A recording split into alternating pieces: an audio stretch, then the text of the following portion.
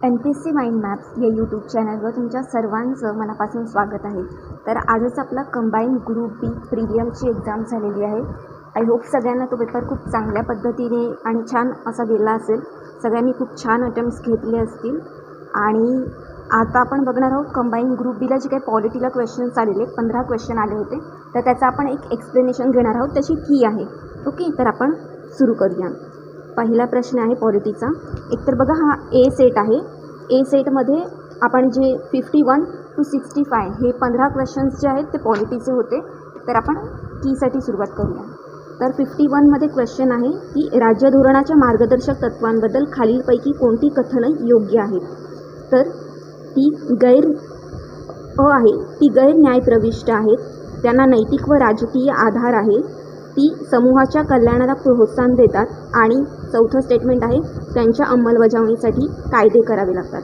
तर राज्य धोरणाची मार्गदर्शक तत्वे याच्याबद्दल केलेली ही चारही विधानं जी आहेत ती बरोबर आहेत. म्हणून आपलं उत्तर आहे ऑप्शन नंबर 4 अ, ब, क, ड चारही बरोबर. ओके, तर आपला पुढचा प्रश्न आहे की खालीलपैकी काय भारतीय संविधानाच्या कलम 23मध्ये समाविष्ट नाही. ओके, तर त्याने विचारलं 23मध्ये काय समाविष्ट नाही आहे, आणि ऑप्शन दिलेत. पहिला ऑप्शन आहे मानवी तस्करीला प्रतिबंध, दुसरा ऑप्शन आहे बालमजुरी बंदी, तिसरा ऑप्शन आहे सक्तीच्या मजुरीला प्रतिबंध, आणि चौथा ऑप्शन आहे सार्वजनिक उद्दिष्टांसाठी सक्तीची सेवा.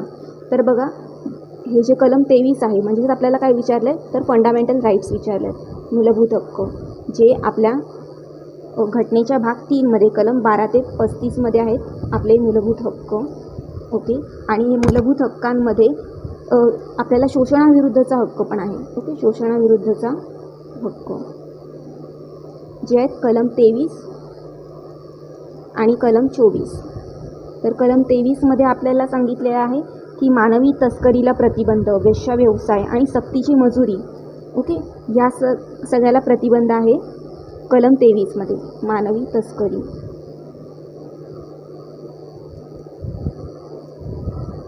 आणि कलम 24 जे आहे ते बालमजुरी बंद संदर्भात आहे. कशाबद्दल, तर बालमजुरीबद्दल. तर ह्यांनी सांगितलं की 23मध्ये काय समाविष्ट नाही. तर कलम 23मध्ये जे आहे ना ते बालमजुरी बंदी जी आहे ते समाविष्ट नाही. म्हणजेच आपलं उत्तर आहे ऑप्शन नंबर 2 बालमजुरी बंद. कारण बालमजुरी बंद हे कशामध्ये, तर कलम 24मध्ये आहे. ओके, आता बघूया आपला पुढचा प्रश्न.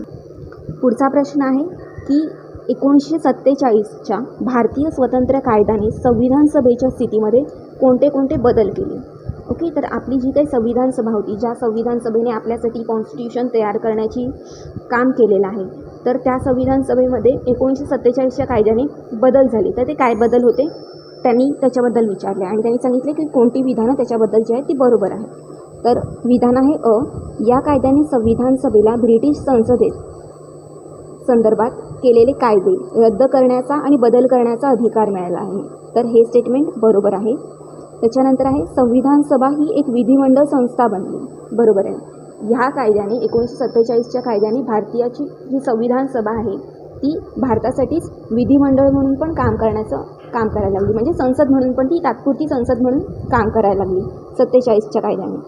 आणि तिसरं विधान आहे की सर्वसाधारण परिस्थितीत जेव्हा संविधान सभा ही संविधान संस्था म्हणून आणि विधिमंडळ संस्था म्हणून कार्य करीत असे, तर तेव्हा तिचे अध्यक्षपद हे रवींद्र प्रसाद यांच्याकडे असे. तर ह्यांनी चुकून रवींद्र प्रसाद दिलेलं आहे, ॲक्च्युली ते राजेंद्र प्रसाद असं असायला पाहिजे होतं.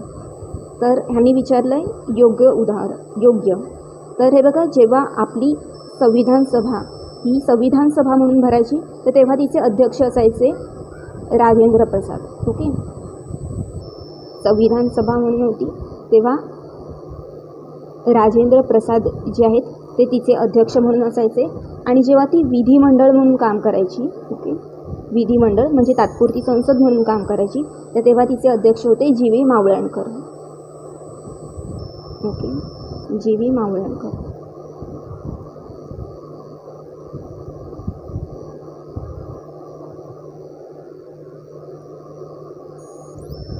तर म्हणून आपलं जे स्टेटमेंट आहे ते अ आणि ब म्हणजेच ऑप्शन नंबर 1 हे आपलं उत्तर असायला पाहिजे. अ आणि ब बरोबर.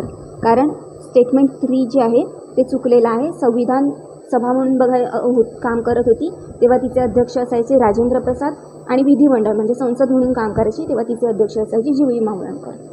आता बघूया पुढचा प्रश्न. पुढचा प्रश्न आहे, राज्य लोकसेवा आयोगाच्या सदस्याला काढून टाकता येते म्हणजे कोण काढू शकतो ह्याच्याबद्दल त्यांनी ऑप्शन दिलेले आहेत. पहिला ऑप्शन आहे उच्च न्यायालयाने केलेल्या चौकशीनंतर राज्यपाल काढतात, तर चुकीचं आहे हे. दुसरा ऑप्शन आहे सर्वोच्च न्यायालयाने केलेल्या चौकशीनंतर राष्ट्रपती काढतात, तर आपला जो दुसरा ऑप्शन आहे हा बरोबर आहे. बाकीचे 3 ऑप्शन पण आपण बघून घेऊयात. विधानसभेत महाभियोगाच्या आधारावर राज्यपाल काढतात, तर असं काही नाही. लोकसेवाच्या आयोगाला सदस्याला काढण्यासाठी महाभियोगाची वगैरे काही गरज नाही, हे उत्तर चुकीचं आहे. आणि संसदेत महाभियोगाच्या आधारावर राष्ट्रपती काढतात, तर हे तर खूपच एक्स्ट्रीम आहे ऑप्शन, तर हा पण आपला उत्तर नाही आहे. आपलं उत्तर आहे ऑप्शन नंबर 2, सर्वोच्च न्यायालयाने केलेल्या चौकशीनंतर राष्ट्रपती जे आहेत त्याला पदावरून काढतात. याच्याबद्दल जरा एक अजून डिटेल थोडं बघूया. तर बघा, घटनेच्या भाग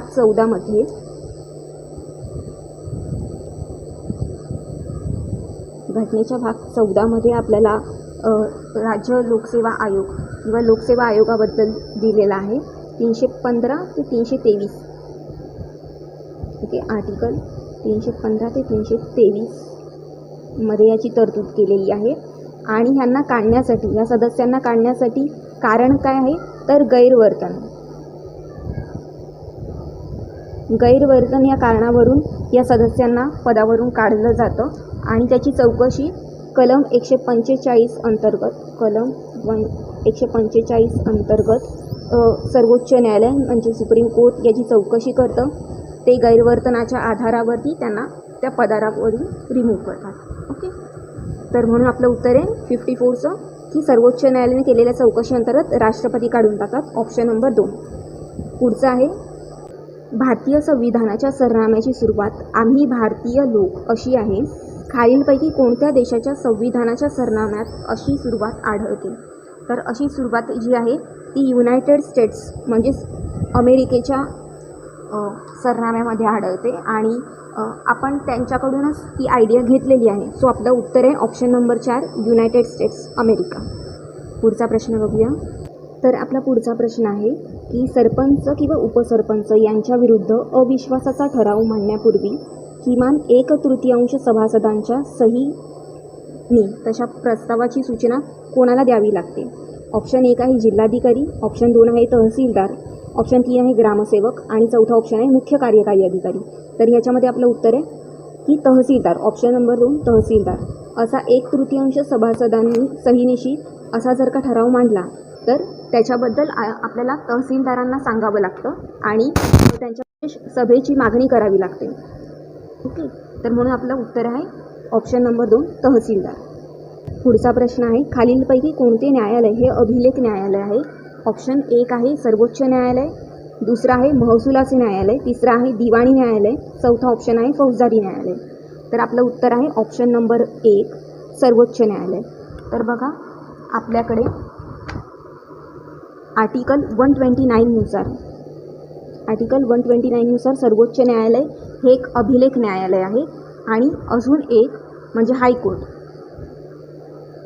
हायकोर्ट पण अभिलेख न्यायालय आहे. आर्टिकल 215 नुसार आर्टिकल 215 नुसार हायकोर्ट पण एक अभिलेख न्यायालय आहे. अभिलेख न्यायालय म्हणजे काय तर हे जे न्यायालय आहेत त्यांच्या लीगल प्रोसिडिंग्स जे आहेत म्हणजे सर्वोच्च न्यायालयाची जी लीगल प्रोसिडिंग्स आहेत हे इन फ्युचर रेफरन्स म्हणून वापरले जातात आणि या न्यायालयाचा अवमान केल्याबद्दल आपल्याला शिक्षा होऊ शकते. ओके, ह्या 2 गोष्टी अभिलेख न्यायालय या गोष्टीमध्ये येतात. तर ग्रामपंचायत खालीलपैकी कोणते शुल्क वसूल करू शकते? आणि ह्याच्यामध्ये ऑप्शन बघा काय दिलं आहे. 1 बस तिकीट शुल्क जे की असू शकत नाही, दुसरा आहे घरपट्टी. ओके, तर घरपट्टी आकारू शकते. तिसरा ऑप्शन आहे आयकर आपल्याकडे सेंट्रल गव्हर्नमेंट आकारते आणि सीमा शुल्क ते पण सेंट्रल गव्हर्नमेंटच आकारते. ओके, म्हणजेच आपलं उत्तर आहे ऑप्शन नंबर 2 घरपट्टी. तर बघा, आपला पुढचा प्रश्न आहे, भारतीय संविधानाच्या 12व्या अनुसूचीमध्ये नगरपालिकांसाठी खालीलपैकी कोणतं कार्य निश्चित केलेलं आहे? तर शहरी दारिद्र्य निर्मूलन ऑप्शन 1 आहे शहरी दारिद्र्य निर्मूलन, आर्थिक आणि सामाजिक विकासासाठी नियोजन, चर्मसंस्करण नियमन म्हणजेच चर्मोद्योगाचे जे काही कारखाने आहेत, चामड्याचे जे काही कारखाने आहेत त्यांचं नियमन आणि शहरी वनीकरण. तर याच्यामध्ये आपलं उत्तर आहे ऑप्शन नंबर 4 अ, ब, क, ड. हे चारही कार्य जी आहेत ती नगरपालिकांना दिलेली आहेत. तर आपलं उत्तर आहे ऑप्शन नंबर 4. पुढचा प्रश्न आहे, भारतीय राज्यघटनेतील कोणत्या कलमानुसार घटक राज्य विधानसभा निर्माण केली जाते? ओके, तर भारतीय राज्यघटनेतल्या कोणत्या कलमानुसार विधानसभेची निर्मिती होते? तर याचं उत्तर आहे ऑप्शन नंबर 1 कलम 170. तर कलम 170 जे आहे ते विधानसभेच्या संदर्भात आहे. ओके, विधानसभा 170 नुसार आणि विधान परिषद ही 171 नुसार. इथे आहे विधान परिषद, पण आपल्याला विचारलं विधानसभा म्हणून आपलं उत्तर आहे ऑप्शन नंबर 1 कलम 170. पुढचा प्रश्न आहे, उपलेखा परीक्षकाने एका वर्षात लेखा तपासणी करावयाच्या 100 ग्रामपंचायतींपैकी किमान किती ग्रामपंचायती या मुख्य पंचायती असणे अगत्याचे आहे? ऑप्शन 1 आहे 10, ऑप्शन 2 आहे 15, तिसरा ऑप्शन आहे 20 आणि चौथा ऑप्शन आहे 25. तर 100 पैकी किमान 25 ग्रामपंचायती ज्या आहेत त्या मुख्य पंचायती असणं गरजेचं आहे म्हणून आपलं उत्तर आहे ऑप्शन नंबर 4. पुढचा प्रश्न आहे, खालीलपैकी कोणती घटना दुरुस्ती ही शहरी स्थानिक स्वराज्य संस्थांशी संबंधित आहे? तर बघा, स्थानिक स्वराज्य संस्था म्हणजे पंचायत राजला घटनात्मक दर्जा देण्यासाठी आपल्याकडे 2 घटना दुरुस्त्या झाल्या. एक तर आहे 73वी घटना दुरुस्ती आणि दुसरी आहे 74वी घटना दुरुस्ती. तर आपल्याला जे काही ऑप्शन दिलेत त्याच्यातील 2 ऑप्शन तर असेही कट होतात, ते म्हणजे ऑप्शन नंबर 2 आणि ऑप्शन नंबर 4. कारण 97-98 नाही आहे. 73-74वी घटना दुरुस्तीने स्थानिक स्वराज्य संस्थांना तो घटनात्मक दर्जा दिला आहे. तर 73वी घटना दुरुस्ती ही ग्रामीण स्वराज्य संस्थांसाठी आहे आणि आपल्याला विचारलं आहे शहरी म्हणून आपलं उत्तर आहे ऑप्शन नंबर 3. तर 74वी घटना दुरुस्ती कायदा 1992.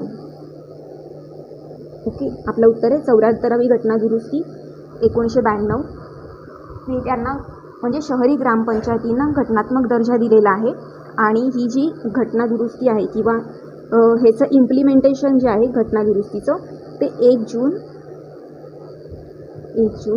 1993ला सुरू झालेलं आहे. ओके, आता पुढचा प्रश्न आहे, तर आपला पुढचा प्रश्न आहे की खालीलपैकी योग्य कथने ओळखा. त्यांनी आपल्याला 2 स्टेटमेंट दिलेत अ आणि ब आणि त्याच्यातली कोणती स्टेटमेंट योग्य आहे ते आपल्याला ओळखायचं आहे. अ मध्ये दिलं आहे संविधानाच्या अनुच्छेद 368 अंतर्गत उद्देश पत्रिकेमध्ये दुरुस्ती करता येते का? हा प्रश्न ऐतिहासिक केशवानंद भारती खटल्यामध्ये पहिल्यांदा उपस्थित झाला. तर ही स्टेटमेंट जी आहे ती बरोबर आहे. आणि दुसरी स्टेटमेंट आहे की सप्टेंबर 2025पर्यंत 42व्या घटना दुरुस्तीद्वारे 1976मध्ये फक्त एकदाच उद्देशपत्रिकेमध्ये दुरुस्ती करण्यात आली होती. ओके, तर ही स्टेटमेंट पण बरोबर आहे. या दोन्ही स्टेटमेंट बरोबर आहेत म्हणून आपलं उत्तर आहे अ, ब दोन्हीही बरोबर. तर बघा, अनुच्छेद 368 हे घटना दुरुस्तीच्या संदर्भात आहे आणि ही घटना दुरुस्तीमध्ये आपल्याला काय विचारलं आहे तर आपल्याला उद्देशपत्रिका म्हणजेच प्रिॲम्बलमध्ये दुरुस्ती करता येते का? तर केशवानंद भारती खटल्याने आपल्याला हा निकाल दिलेला आहे की एकतर प्रिॲम्बल हा घटनेचा भाग आहे आणि तो घटनेचा भाग आहे आणि त्याच्यामध्ये आपण दुरुस्तीही करू शकतो, त्याच्यामध्ये अमेंडमेंट होते. आणि सेकंड स्टेटमेंट आहे ते पण बरोबर आहे की आत्तापर्यंत 2025पर्यंत म्हणजे आत्तापर्यंत घटनेमध्ये फक्त एकदाच घटनेच्या प्रिॲम्बलमध्ये फक्त एकदाच दुरुस्ती करण्यात आलेली आहे, ती म्हणजे 42व्या घटना दुरुस्तीमध्ये. आणि त्याच्यामध्ये त्या घटना दुरुस्तीमध्ये आपल्याला काय केलेलं आहे तर 3 शब्द जे आहेत ते म्हणजे समाजवाद,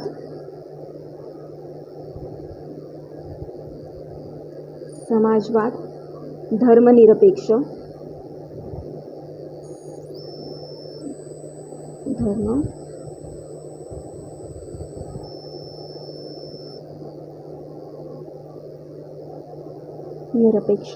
आणि एकात्मता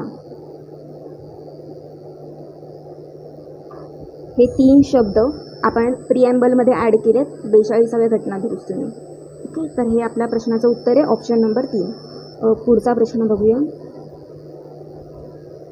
पुढचा प्रश्न आपल्याला केंद्र राज्यांच्या संदर्भात दिलेला आहे, म्हणजे केंद्र राज्यांचे जे संबंध आहेत त्याच्यामध्ये जोड्या जुळवायला दिल्यात. तर आपण डायरेक्ट ह्याचं उत्तरच बघूया. ह्याचं उत्तर आहे ऑप्शन नंबर 2.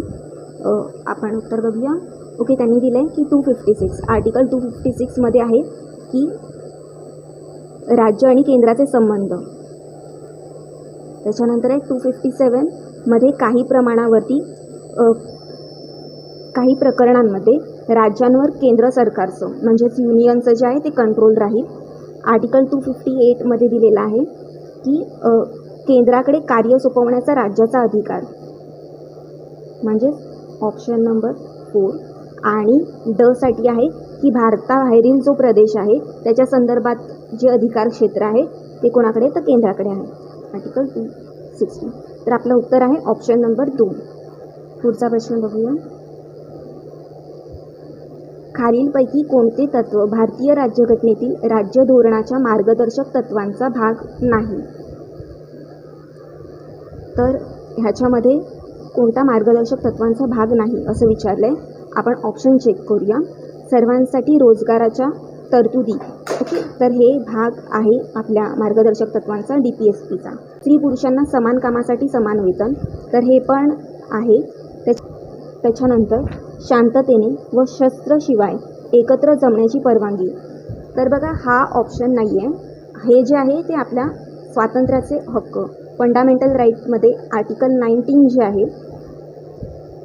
त्याच्यामध्ये आहे, स्वातंत्र्याचं हक्कांमध्ये आर्टिकल 19मध्ये. म्हणून हा जो आहे ते आपलं उत्तर आहे ऑप्शन नंबर 3. शांततेने व शस्त्राशिवाय एकत्र जमण्याची परवानगी, कारण ते आपल्या फंडामेंटल राईट्सचा भाग आहेत, DPSPचा नाही. ओके, तर अशा प्रकारे इथे आपले पॉलिटीचे सगळे 15 प्रश्न जे आहेत ते एक्सप्लेन करून झालेले आहेत. तुम्ही ही सगळी की शेवटपर्यंत बघितलात याच्यासाठी तुमच्या सगळ्यांचे खूप सारे आभार. खूप सारं मनापासून थँक्यू. तुम्हालाही काही कीजवरती डाऊट असेल तर नक्कीच कमेंट बॉक्समध्ये कमेंट करा. तुमच्या सगळ्या प्रश्नांचे सगळे डाऊट्स जे आहेत ते तुम्हाला उत्तरं मिळून जातील. व्हिडिओ शेवटपर्यंत बघितल्यासाठी सगळ्यांचे मनापासून आभार. तुम्हाला व्हिडिओ आवडली असेल तर नक्कीच लाईक करा, आमचं चॅनल सबस्क्राईब करा आणि की आली आहे तर आता तुमच्या सगळ्या फ्रेंड्ससोबत जी आहे ती शेअर करा. पुन्हा तुमच्या सगळ्यांचं मनापासून थँक्यू.